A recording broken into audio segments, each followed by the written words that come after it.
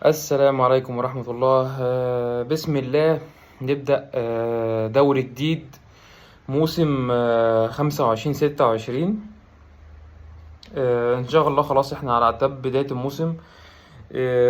كلها 3 أيام، ويبدأ أول مباريات موسم 25-26. خلاص بنسبة 90% الزمالك عمل الميركاتو بتاعه، قفله خلاص. مفيش غير اخر حاجتين او اخر لاعبين او صفقتين. الزمالك خلاص يعني بيحاول بكل الطرق وبكل قوة ان هو يضغط ويجيبهم، علشان خلاص طبعا النهارده يعني بكره اخر يوم في القيد، فعايز يخلص النهارده يلحق يمضي العقود ويخلص مع الانديه واللعيبه. طب هما مين دول؟ احمد عيد من الباك يمين بتاع مصر، اللي هو إيه اصلا ابن الزمالك. ده رقم واحد. رقم اتنين، صفقة الوينج اليمين. يعني احنا سبحان الله كنا بندور على واحد بس يلعب على مصطفى شلبي وينج شمال. مصطفى شلبي من هنا وزربيح لعيبة وينج شمال جاية. شيكو بانزا، ادم قايد.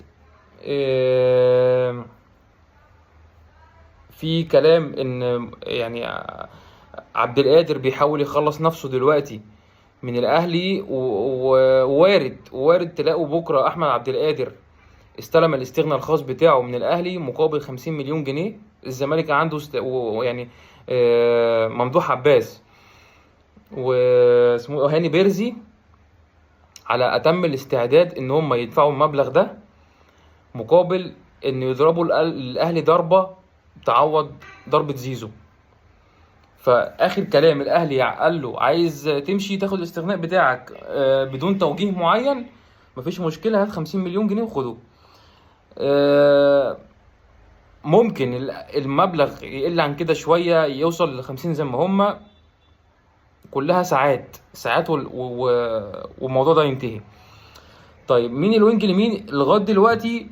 الاسم عليه تعتيم كبير جدا، بس الكلام اللي طالع من نادي الزمالك 100% ان الجفالي ماشي وفي صفقه مستنين. بس هو ايه، جون ادوارد بما ان دي حتته وشغلته وبتاعته مش عايز يطلع لعيب كده، مش عايز يطلع لعيب بخساره، فمستموت لاخر لحظه لاخر نفس. ان فشل خلاص في اخر نفس ده فهيطلعه. يعني حتى لو هيدفع هو جزء من مرتب، النادي الزمالك يدفع جزء من مرتبه، احد رجال الاعمال يتبرع بيه او ايا كان، مقابل ان هو يمشي عشان يعرف يأيد الصفقه الجديده. لكن الكلام اللي طالع من نادي الزمالك ان الجفال ماشي لا محاله خلاص، بخساره او بمكسب، بس في الاخر هيمشي علشان يقدروا يأيدوا ايه الصفقه الجديده. طب بالنسبه بقى يعني بشكل عام بقى، انت كزملكاوي او واحد ليك في الكوره، انت شايف ان كده سكواد الزمالك اكتمل؟ انا بالنسبه لي انا، لو احمد عيد احمد عبد الملك ايه، احمد عيد باك يمين بتاع المصري اللي هو ابن الزمالك اصلا، جاب احتياطي لعمر جابر مع الوينج اليمين، ويبقى احتياطي ليه عبد الحميد معالي الموهبه المغربيه اللي جايه ان شاء الله بقوه. يبقى انا بالنسبه لي اتعشت قوي قوي. انا بالنسبه لي كان ناصر منسي معاه وينج يمين وينج شمال كويسين، ونص ملعب زي احمد ربيع، مع بالاضافه لدونجا اللي موجود، مع عبد الله السعيد، مع احمد حمدي اللي عامل مولع التدريبات اللي انا بسمعه، مع وجود ناصر ماهر، مع بنتايج، وللاسف احمد فتوح اللي دماغه مش فيه، ويعني ربنا يهديه لنفسه قبل ما يهديه نادي الزمالك. مع خط دفاع قوي جدا جدا جدا، حسام عبد المجيد خلاص في الطريق كلها ايامه هيجدد. محمود الونش اصلا مجدد. صلاح مصدق من احسن اللعيبه، وهتشوفوا الكلام ده، من احسن المدافعين فهيبقوا في الدوري المصري، اللي بيعرف بيطلع بالكره من تحت كويس جدا، وعنده التوقع وقرايه الكوره كويس جدا. هو عنده عيب معين، الرقابه اللصيقه، واحد على مان تو مان، بالذات في الكوره الهوائيه. ده العيب الوحيد اللي انا شايفه. من وجهة نظري في صلاح مصدق، لكن غير كده هو لعيب هايل، لعيب هايل، ومهم ان هو يبقى موجود في ظل اصابة احمد حسام. فانت كده عندك 3 لعيبة او 4 لعيبة ومعاهم محمد اسماعيل، انت كده بتتكلم في ترتيب دفاع الزمالك رقم 1 ورقم 2 ورقم 3 في منتخب مصر. يعني مين الدفاع، مين قلب الدفاع الاساسي بتاع منتخب مصر؟ الونش او حسام عبد المجيد جنب محمد عبد المنعم. طب مين رقم 3 بعديهم؟ من وجهة نظري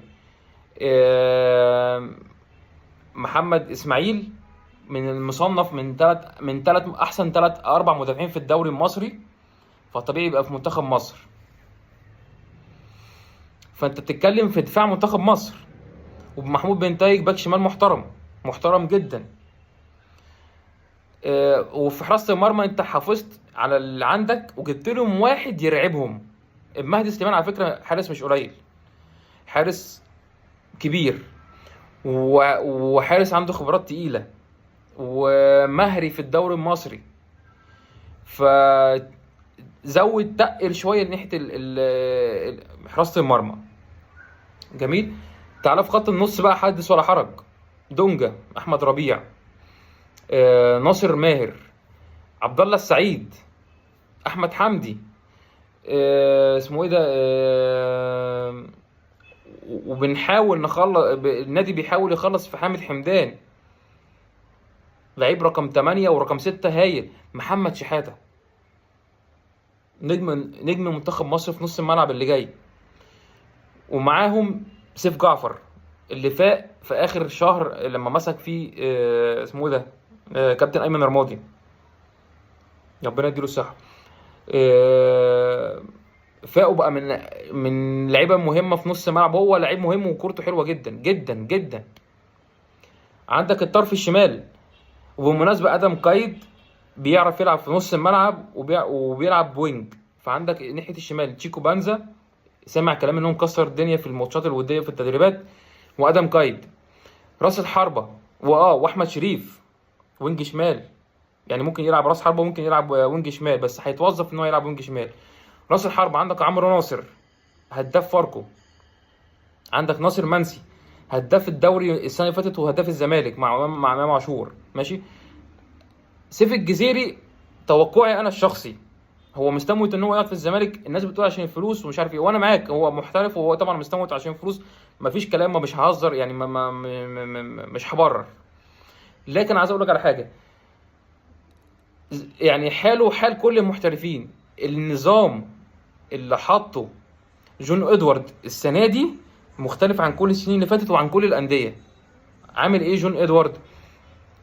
مقسم مستحقات اللعيبه مش على 4/4 زي ما كان بيعملوا قبل كده، او كل الانديه بتعمل، هو 25 بمقدم و25 في النص و25 قسط تالت و25 نسبه مشاركه. لا، جون ادوارد عامل ايه؟ ال 75% كلهم هيتقسموا كل شهر. مثلا انت بتقبض 10 لعيب يقبض 10 مليون جنيه خلينا 12 مليون جنيه في السنه. كل شهر هينزلوا مليون جنيه في حسابه، مرتب موظف. كانه كل شهر وكل يوم واحد في الشهر هينزل له مليون جنيه في حسابه. ليه؟ بياخد 12 مليون جنيه في السنه. جميل. فاللعيبه خلاص الاستقرار الفني موجود، المدرب موجود من اول فتره الاعداد ومن بدايه الدوري ومصدق على كل اللعيبه. الاستقرار المادي وده اهم حاجه، ده 50% من كل اللي بيحصل ده، من ميركاتو لفنيات ملعب لفنيات مدرب لحمل بدني لاجواء لجمهور لمكسب لبطوله. دول 50 كلهم 50%، و50% التانيين ودي اهم 50% فيهم الاستقرار المادي. فخلاص اللعيبه مفيش حاجه اسمها استنى معدي ربع الدفعه اللي بتاعت 25% كمان شويه، طب كمان شهر، طب لا خلاص الموضوع ده انتهى. كل اللعيبه تقريبا كلها في فئه واحده في الفلوس تقريبا. بيفرق لعيب او 2 أو 3 بس في الفرقه بيزيدوا 5 مليون جنيه او حاجه عن اللعيب اللي اقل منه. وده طبيعي في كل فرقه في العالم. بيبقى فرق مثلا ايه، ده بياخد يعني اللي يستاهلوا بنسبه 100%، وده بياخد اللي يستاهلوا بنسبه 80%. ففي فرق بسيط من 8، يعني ايه 8 من 10. يبقى انا مثلا مستواي انا لعيب، وواحد جنبي في زميلي في الفرقه واحسن مني شويه، النسبه ايه 60 40، لكن مش 80 20، مش 70 30. لا، بيني وبينه 5 10% زياده، 20% بالكتير قوي لو هو لعيب فز لعيب توب. فده النظام اللي موجود، مع ان انت بتعمل المستحقات شهريه. ده انت كده بتخرج اللعيبه عن اي نوع من انواع الضغط، وبتدخل كميه كبيره قوي من التركيز. ماشي، نرجع تاني للتشكيله. خلاص، عبد الحميد معالي ده نجم صاعد. يعني انا مش عايز الناس تستعجل، ايه ده هو ده الصفقه اللي جايبينها، هو ده اللي مش عارف ايه، ده لسه عيل صغير عنده 20 21 سنه تقريبا، او مش عارف يمكن اصغر. 21 سنه دي مع 20 21 سنه او اصغر، الله اعلم. مش متاكد قوي من المعلومه، بس ما علينا. ده مش عنده مثلا 26 27 سنه ونجم في منتخب الاول بتاعه، او نجم منتخبات صغيره، نجم منتخب شباب، نجم منتخب اولمبي، مع ان هو كان اصغر من المنتخب الاولمبي. فمعنى كده ان المدربين والناس شايفه فيه ان هو لعيب جاي، ولعيب عنده، وهو لعيب كويس وحريف. وعنده مميزات في الضغط على المنافسين، لان كمان لسه سنه صغير، لياقه بدنيه عاليه، الحماس، جعان كوره. فاحنا مش عايزين نحط عليه اللود والضغط كله ان هو ده اللي هيشيل الزمالك في الوينج اليمين، لا. في بقى ده اللي ناقص كله خلاص، هو وحي. انت محتاج حتى لو حامد حمدان ما جاش دلوقتي، انت ولا احمد عبد القادر جه دلوقتي، فانت عندك ناحيه الشمال كويسه، نص الملعب كويس، انت بس محتاج وينج يمين تقيل يشيل الفرقه، ويبقى عبد الحميد معالي ده احتياطي كويس ليه، يقدر يعوضه في ماتش هو غاب فيه، ويرجع يكمل تاني بعديها بعد كده مجهد. فممكن عبد الحميد معالي ايه يشيله مثلا 30 دقيقة في ماتش هو مجهد فيه، واحدة واحدة. بس يكون هو اصلا وينج يمين تقيل بس، واحمد عيد يبقى احتياطي لعمر جابر، او هما الاثنين يتنافسوا على مين يلعب اساسي ويريحوا بعض. كده كده انا اتعشت بالنسبه لي زي ما قلت في اول الفيديو. طب عشان الكلام اللي بيتقال وسام ابو علي ممدوح عباس كلمه ومش عارف ايه الكلام ده، عاري تماما من الصحه. الكلام ده مش موجود. ان جون ادوارد نفسه مش هيقدر ان هو يدخل وسام ابو علي في الفرقه وياخد له مثلا بتاع 150 مليون جنيه لوحده، او اللي هو بما يعادل 3 مليون دولار مرتب سنوي، وجنبه واحد في الفرقه اجنبي مثلا بياخد له 300 الف دولار، يعني قده 10 مرات. لا، جون ادوارد يا عم اديني انت 150 مليون جنيه ومالكش دعوه، انا هروق على الناس. انا هعرف اجيب لعيب كويس برضو في مستوى، يعتبر في مستوى وسام ابو علي، او حتى لو اقل منه سنه صغيره، هيمشي الدنيا وبتمن مرتبه او عشر مرتبه. هديله يا عم 30 20 مليون جنيه في الموسم، هيطلع لي نار من بقه. ودي بقى اخر حاجه انا عايز اختم بيها، ودي اللي كنت بنادي بيها ارجع له الفيديوهات القديمه. اللعيبه اللي موجوده مع مدرب متوسط، مش مدرب سوبر، مدرب بيعمل العادي ما بيفتكس، واللعيبه اللي موجوده مع الصفقات الجديده، مع انتظام مرتبات واستقرار مادي، مع دعم الجمهور في مدرجات وراهم، هيكسحوا اي حد. خدها مني، استقرار مادي، مدرب ما بيألفش ما بيهبطش، بيعمل الكويس العادي، مع الصفقات اللي جايه الجديده، مع الجمهور في المدرج، هيسفلتوا اي حد. الزمالك ب 50% او اقل من 50% من الظروف اللي هو فيها دلوقتي دي، السنه اللي فاتت كان بينافس على الثاني والثالث. انت مستوعب معايا؟ بينافس على الثاني والثالث، هو في 40% او 30% من الظروف اللي هيبقى فيها السنه دي. مستوعب اللي بقوله؟ ف شابوه جون ادوارد اللي بيجيب لعيبه وصفقات يا نهار ابيض. عدي الدباغ راس حربه محترم، مع ناصر منسي وعمرو ناصر والجزيري. انا ازاي سقطته؟ عدي الدباغ راس حربة فلسطيني. الفيديوهات اللي شفتها بيعرف يخلص، رجله الشمال حساسة قوية كويسة، بيعرف يلعب وينج يمين، بس هو مش هيلعبها، ان هو كمان رافض ان هو يلعب وينج يمين، لان هو بيقل وبيخس كتير لما بيطلع بره ال 18 او بيلعب كوينج صريح. هو ممكن ينزل يعمل وينج، يعمل لينك اب مع الفرقه مع اللعيبه اللي تحتيه، ويرجع لل 18 تاني زي بص هو لعيبه فلسطين كده سبحان الله. وسام ابو علي نفس الكلام، كان بيعرف يخرج بره 18 كتير، تحركاته ممتازه وذكي، الفنتات بكوره ومن غير كوره، التمويهات، وعلى الطرف لما كان بيطرف نفسه وسام عشان يطلع الفرقه ويدخل واحد تحتيه، كان بيعرف يقف ويتصرف صح على الكوره، ومهاري واحد على واحد. نفس الكلام بيعمله ده الدباغ، لكن مش معنى كده انك هتلعبه وينج يمين، لا احنا محتاجين وينج يمين قوي. فعدي الدباغ صفقه قويه جدا، ده تدعيم قوي جدا لخط الهجوم بالاخص راس الحربه. فانت فرقتك كده كامله مكتمله. ربنا يسهل ان شاء الله. يعني الزمالك هيفتتح مبارياته في الموسم الجديد باقوى من اقوى الفرق اللي في الدوري المصري، وهي سيراميكا كليوباترا. فرقه غلسه، فرقه كوره كويسه، مع مدرب محترم ونادي مستقر.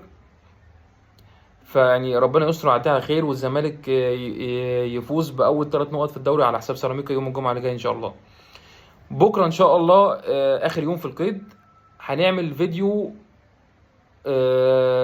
بالصفقه اللي هتخش نادي الزمالك بكره، لان خلاص في صفقه اكيد اكيد اكيد او 2 بكره، ما كانوش 3، بحامد حمدان يبقى تالتهم. بكره اخر يوم لازم في صفقه هتخش او 2 ان شاء الله. بكره ممكن نعمل فيديو تاني ونتكلم عنهم، وربنا ان شاء الله ينصر نادي الزمالك يوم الجمعه على سيراميكا كليوباترا. من هنا نكون وصلنا لنهايه الفيديو، واتمنى دايما دعمكم واشتراككم في القناه، واتمنى ان انتوا تشيروا القناه علشان توسع وتوصل وتكبر، توصل لاكتر الناس. السلام عليكم.